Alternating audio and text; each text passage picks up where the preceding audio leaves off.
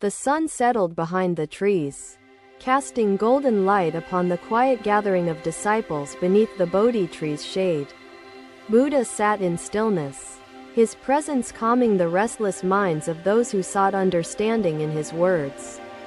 His voice resonated softly, carrying the depth of timeless wisdom across the silence that embraced his followers. "Tell me," he began, eyes half closed, observing the gentle sway of leaves above, "what happens when a pebble touches the water?" The disciples exchanged glances, contemplating the simplicity of his question, feeling the weight of an unseen lesson. One disciple spoke, his tone uncertain but eager. "Master." Ripples form, spreading outward until the water stills again. Buddha nodded, his gaze unwavering.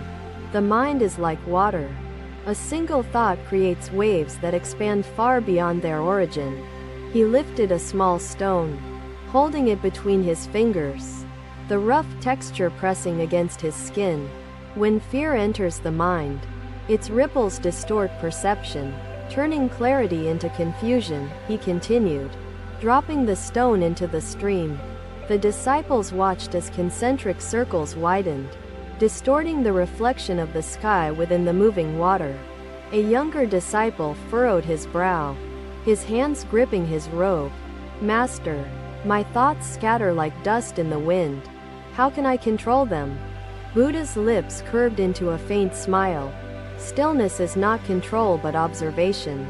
Thoughts will come. See them without grasping." He gestured toward the sky, where drifting clouds moved without resistance, passing through the endless expanse above. "When the mind clings, it suffers. When the mind observes, it understands," he murmured, voice as steady as the earth beneath them. The disciples inhaled deeply, allowing their thoughts to settle like dust upon the ground, accepting movement without resistance. One disciple hesitated before speaking. "Master, what if anger overcomes me? It swells, consuming all reason before I can stop it." Buddha's gaze softened. "Anger is a flame. If left untended, it spreads. If observed, it burns only its own fuel before fading." He picked up a fallen leaf, tracing its veins with his fingers before holding it out to the disciple.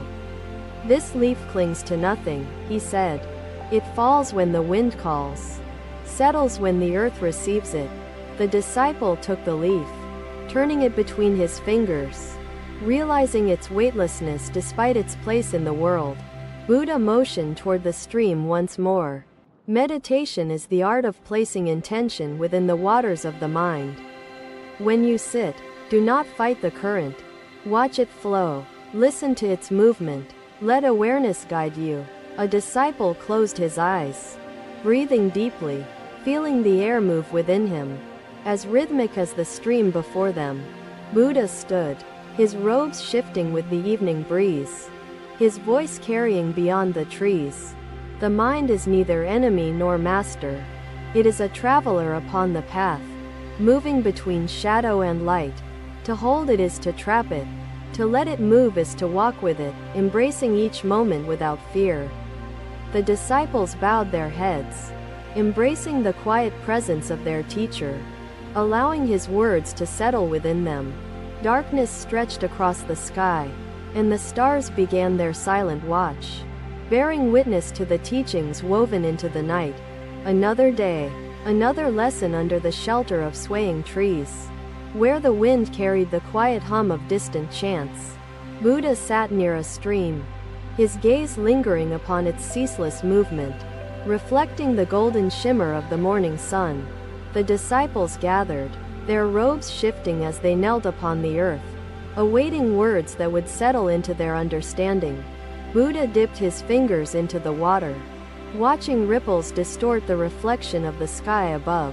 "Memory," he spoke, his voice steady, "is like carving into water or stone, shaped by the depth of our intention."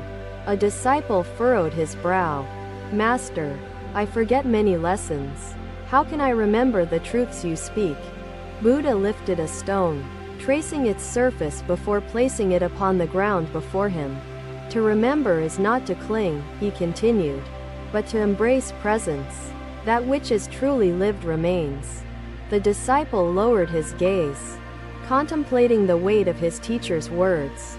Feeling the rhythm of his own breath, Buddha picked up another stone, dropping it into the stream, watching it vanish beneath the flowing current. When wisdom is touched lightly, it fades like ink upon water, he murmured, eyes following the rippling path.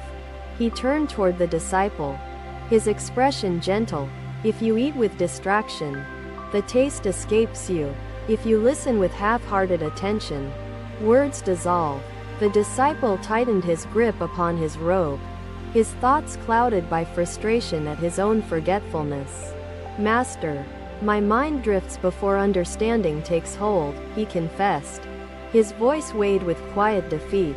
Buddha reached toward a blooming flower, tracing its delicate petals, feeling its form beneath his fingertips.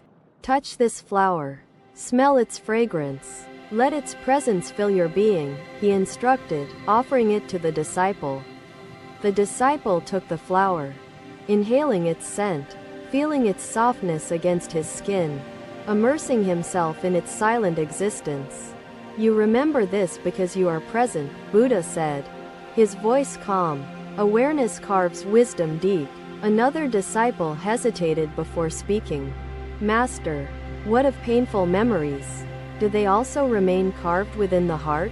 Buddha placed his hand upon the earth, feeling its steady embrace beneath his fingers. Suffering may leave impressions, yet acceptance softens their edge, he spoke, lifting his gaze to meet the disciple's troubled eyes. When pain is resisted, it deepens. When pain is observed, it is understood. The disciple closed his eyes, breathing with care, allowing himself to feel without grasping, releasing without force. Buddha motioned toward the stream once more, watching its eternal movement carry the weight of lessons spoken and unspoken. Let each experience pass as water does, felt, seen, yet never held beyond its time. The disciples bowed their heads, taking his words into their hearts, allowing their presence to sharpen their understanding. The sun climbed higher, casting warmth upon the earth, as the quiet ripple of water wove itself into the fabric of their memories.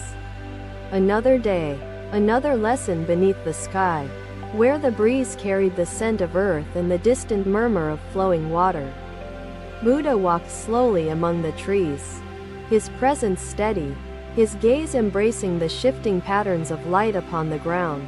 The disciples followed, their steps measured, their hearts heavy with thoughts of struggle and uncertainty in their practice. One disciple stepped forward, his voice quiet with worry. Master, I fear forgetting the path. My discipline falters.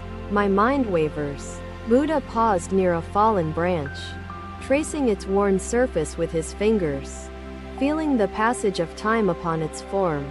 Even the great tree sheds its flowers, he murmured, lifting his gaze toward the canopy where leaves swayed in gentle surrender. The cycle of forgetting and remembering is the nature of all things. Do not fear forgetting.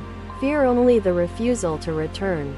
The disciple lowered his head, his shoulders tense with the weight of his self-doubt and inner struggle. Master, when my practice fades, must I always begin again? He asked, his voice carrying the weight of uncertainty. Buddha's expression softened, his words steady. Yes. As the river winds, so does the mind. Each breath is a new beginning. He knelt beside the stream, watching its movement shape the earth, carrying away fallen leaves and fragments of time. Observe the water. It does not lament what it has lost, nor does it resist its journey forward, he spoke gently. The practice is not in never forgetting, but in always returning, embracing the present moment without regret. The disciple inhaled deeply, feeling the rhythm of his breath settle within the stillness of his teacher's presence. Another disciple hesitated before speaking. Master, what if my heart grows weary? Can wisdom remain when passion fades? Buddha reached for a flower blooming by the stream, lifting it carefully, feeling its delicate form beneath his fingertips. "This flower does not bloom in permanence," he said. "It opens when the time comes. It fades when the time passes. Yet, even when it withers, its roots remain. Growth continues beneath the surface." Unseen but never lost, the disciple gazed at the flower, contemplating the nature of persistence.